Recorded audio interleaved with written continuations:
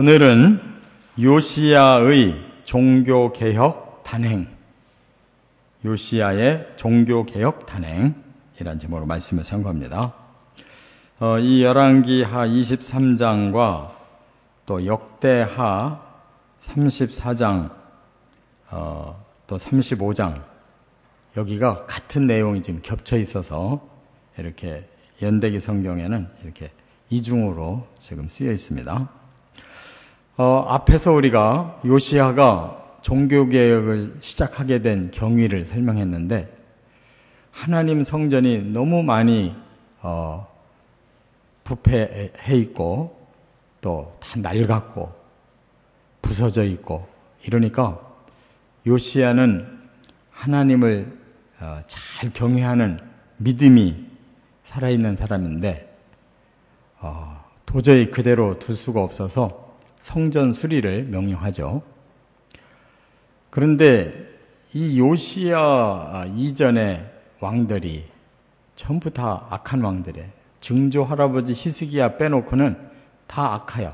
그래서 계속 대대로 이렇게 성전을 무시하고 성전 그 마당에다가 우상을 세워놓고 이렇게 하다 보니까 여기가 여호와의 성전인지 우상 신들의 성전인지 모를 정도가 되고, 또 하나님 성전에는 사람들이 드나들질 않으니까 그렇게 서서히 다 그렇게 부서지고 회파됐다는 걸 알 수가 있어요.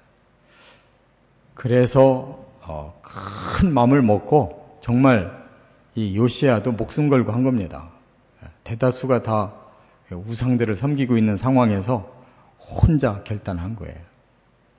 그랬더니 하나님께서 선물을 주셨는데 헌금함을 열다가 그 안에 율법책이 감춰져 있는 것을 발견한 거죠. 그게 갑자기 하나님이 집어넣은 게 아니라 오랜 동안 그 안에 있었는데 그거를 모르고 있다가 하나님 성전 수리하려고 하니까 그 헌금함을 열어서 그 돈을 사용하려고 하다가 발견한 거예요. 그러니까 선한 일을 하면 선한 응답을, 보응을 받는 것이죠. 그래서 너무너무 충격을 받고 그걸 읽고 나서 이대로 안 되겠다. 그래서 이제 오늘 종교개혁을 단행한 겁니다. 그런데 아쉬운 거는 요시야는 완벽하게 종교개혁을 했는데 이것이 아래로 내려가질 않았다는 거예요. 그러니까 저변까지, 모든 백성에게까지 이 종교개혁의 정신이 이제 흡수가 돼야 나라가 바뀌는 건데 안 된 거예요. 요시야만 지금 하나님 앞에 온전하게 선 것이지 이게 밑으로 내려가질 않으니까 결국 이렇게 단행하고 35년 후에 예루살렘 성이 완전히 무너진 거예요. 그 35년이 기회였는데 그 다음 왕들이 다 엉터리였고, 왕까지 엉터리였으니까 백성은 뭐 그대로 부패한 상태고, 요시야의 종교개혁이 35년 후에는 완전히 사라져버리고 멸망했다는 거예요. 그래서 우리가 여기서 깨달아야 되는 것은 하나님이 뭐를 회복시키기를 원하는가, 뭐가 개혁인가를 알아야 돼요. 말로만 개혁이 되는 게 아니고 실제로 우리 사람들의 마음과 삶이 다 그렇게 바꿔져 가야 그게 개혁이다 그 말이에요. 세 가지가 있어요. 첫째, 1절부터 3절에 보면 언약 회복. 하나님과 선민 사이에 세운 언약이 회복돼야 돼요. 다시 말하면 계약 상황이, 계약을 맺은 상황이 다시 인식이 돼야 되는 거예요. 이걸 잊어버리고 살기 때문에 하나님 다 떠났고 세속에 복을 준다는 우상을 지독하게 섬긴 거예요. 그래서 이 요시야가 언약을 회복하는 방법이 뭐였느냐? 전국의 모든 지도자들과 백성들 다 불렀어요. 근데 그들이 다 모였는지는 모르겠어요. 아무튼 그 대상을 전국의 장로들, 제사장들, 선지자들 하여간 지도자급들을 다 부르고 백성들도 올 수 있는 사람들 다 오라고 그랬어요. 그래서 남녀노소를 불렀다고 그랬어요. 그러니까 어른만이 아니라 아이들도 하나님 뜻을 순종하고 싶은 자들은 다 오도록 했어요. 그리고 율법책을 낭독을 해준 거예요. 그 발견한 율법책을 계속 읽은 겁니다. 사람들이 그걸 듣고 깨달으라고, 이게 하나님의 뜻이다 하는 걸 계속 읽어준 거예요. 그러고 나서 이제 결단을 시킨 거예요.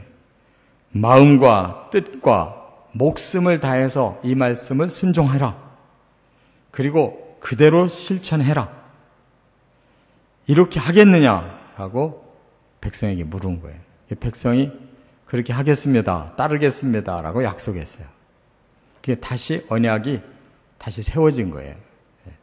하나님의 말씀이 제시가 되고 그 말씀 따르겠느냐 할 때 따르겠습니다 해서 언약이 다시 세워졌다. 이것이 말로만 세워지면 소용없어요. 그 다음에 행동이 안 따라가니까 문제가 되는 거예요.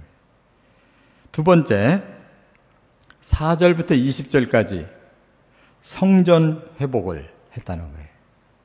성전이 회복된다는 게 뭐겠어요? 그 성전은 하나님을 모신 집이잖아요. 본래 하나님께서 다윗이 세우려고 해도 거절하셨고, 솔로몬이 성전을 세워서 화려하게 지어서 하나님께 바쳤어도 하나님은 이 백성이 하나님의 백성이기 때문에 내가 여기서 너희들을 만나겠다고 오신 거지, 그 집을 누리려고 계신 게 아니잖아요. 백성들을 만나서 축복하려고 그 집을 인정하신 거예요.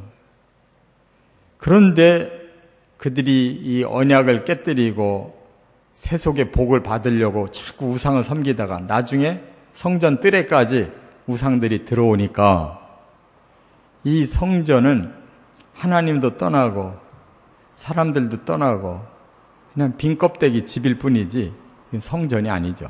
하나님이 계신 곳이 성전이에요.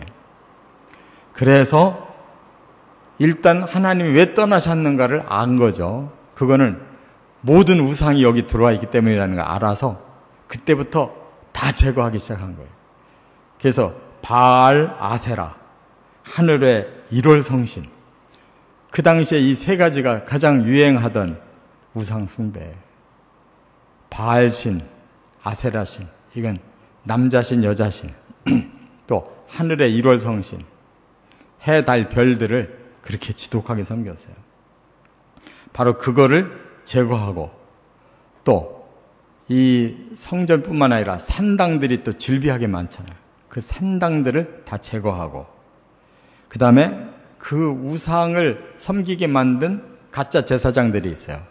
그들을 다 폐위시키고, 또 거기에 보조자들, 분향하는 자들이 있어요. 그들도 다 폐위시켰어요. 그리고 나서 크게 두 번째로 시행한 것이 이 아세라 상을 모시고 섬기고 있는 남창의 집이라는 그 집을 완전히 제거했어요. 그는 음란을 행하는 그러한 그 부속실인 거예요. 그리고 전국으로 이제 넓혀서 전국에 있는 산당들을 다 제거해요. 그리고 앞에서도 우리가 배운 것처럼 이 흰놈의 아들의 골짜기라는 곳이 아주 집중지라고 그랬어요. 도벳이라고 하는 그곳을 완전히 제거하는데, 거기에 몰록신, 인신 제사를 받는 신이 있거든요. 거기에도 또 태양신도 거기에 또 같이 있고, 아하스 왕과 므낫세 왕이 또 성전 안에다가 세워놓은 우상들이 있었어요. 그거를 전부 제거했는데, 여기 보니까 아스다롯 신, 그모스 신, 몰록 신, 그리고 석상, 또 목상, 돌로 만든 우상, 또 나무로 만든 우상 다 제거했다고 그랬어요. 그리고 이제는 그 영역을 넓혀서 북이스라엘 지역 이미 망해가지고 다른 민족도 들어오고 뭐 이렇게 섞여 있는 지역이지만 요시야 왕 그것도 선민에게 주신 가나안 땅이다. 거기까지 정화해야 된다. 그래서 베델로 올라가가지고 그 베델의 신이 여로보암 왕이 세웠던 그 송아지 신이거든요. 거기에 모든 제단과 산당과 제사장들을 다 제거했어요. 그래서 북쪽 사마리아까지 우상을 싹 없애버렸다는 거예요. 이거는 뭐 보통 열심으로는 할 수 없는 거죠. 요시야 왕 한 사람의 믿음이 전국에 있는 모든 우상을 다 제거하는 그러한 역사가 일어났어요. 심지어 우리가 읽지 않았는데 24절에 보면은 그 우상만이 아니라 여기 보니까 신접한 자, 점쟁이, 또 드라빔, 가정 우상이 있어요. 가족 집에다가 놓고 섬기는 우상이 드라빔이라는 건데 이런 것까지 다 뺏어가지고 다 제거했다. 이렇게 말씀했어요. 이처럼 하나님이 계실 수 없는 것이 이유가 뭐냐? 다른 신이 들어와 있기 때문에 그런 거예요. 우리 마음도 하나님을 모시려면 내가 하나님보다 더 사랑하고 있는 존재가 내 안에 있으면 그게 우상이에요. 돈이 우상이 된 사람들, 또 자식이 우상이 된 사람들, 자기 취미 생활이 우상이 된 사람들, 그거를 제거해야 하나님이 오시는 거예요. 끝으로 세 번째, 21절부터 23절에는 유월절 회복, 유월절 절기를 회복했다는 거예요. 이게 무슨 뜻이 있느냐? 출애굽에 보면 유다 백성들이 이스라엘 백성들이 애굽에서 종로로 타다가 그들이 구원받은 날이 유월절 날이에요. 구원받은 날. 그래서 1월 14일 저녁에 어린 양을 잡아서 집집마다 그 피를 문 설주와 임방에다가 바르고 그 어린 양의 고기를 불로 구워서 밤새도록 먹고 있으라고 그랬어요. 그러면 죽음이 지나간다. 그대로 됐어요. 그렇게 안 한 애굽 사람들은 장자들이 맛보기로 다 죽었잖아요. 또 짐승의 맛배가 다 죽었어요. 그런데 이스라엘 사람들은 유월절 양의 피를 바르고 그 고기를 먹고 있는 동안 살아났잖아요. 그게 바로 구원의 방법이에요. 그것을 완벽하게 실천하신 분이 예수님이에요. 내가 너희를 위해서 십자가에 죽을 텐데 내가 피를 흘려주고 내 살을 찢겨야 너희들의 죄값이 해결된다. 그래서 예수님이 금요일 날 돌아가시는데 목요일 날 저녁에 성찬식을 가르쳐 주셨잖아요. 포도주를 가지고 이는 내 언약의 피다. 또 빵을 가지고 이는 내 언약의 살이다. 이걸 먹어야 너희가 그 죄로부터 씻김을 받는 것이다. 그것은 바로 예수님의 그 십자가의 그 죄값이 우리에게서 해결되는 거고, 또 예수님께서 다시 살아나셔야 우리의 저주가 해결되는 거예요. 이게 유월절을 회복했다는 것이 바로 예수 그리스도의 십자가의 복음이 회복됐다는 뜻이에요. 그래서 이것을 그대로 그냥 완벽하게 집행을 했는데 여기 뭐라고 쓰여 있어요? 이러한 유월절은 전례가 없었다는 거예요. 이렇게 완벽하게 지킨 예가 없었다.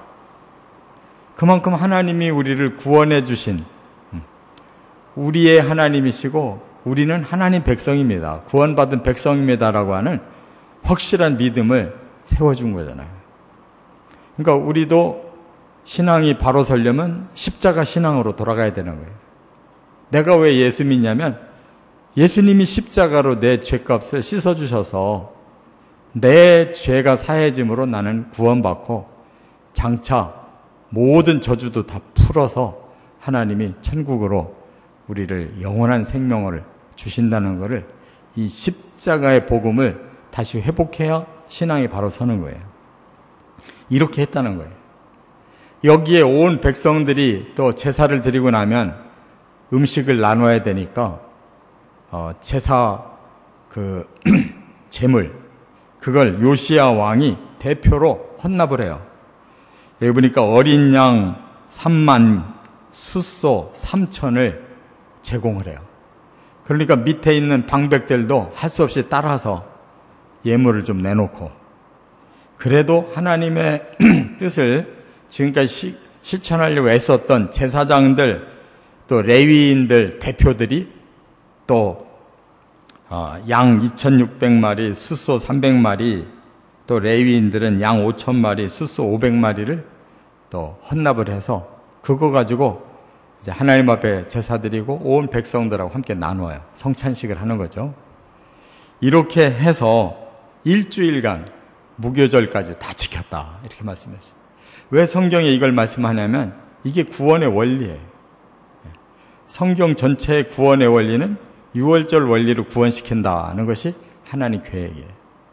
바로 예수님이 그 유월절 어린 양, 우리가 바로 이것이 회복돼야 신앙생활 하는 의미가 있는 거예요. 구원이 회복돼야. 이렇게 완벽하게 언약을 다시 세우고, 또 성전 예배를 다시 세우고, 또 구원에 대한 확신을 다시 세워줘서 제대로 출발을 했는데 이게 밑으로 내려가질 않은 거예요. 그래서 부패가 여전히 있으니까 하나님이 결국 징계를 내리셨어요.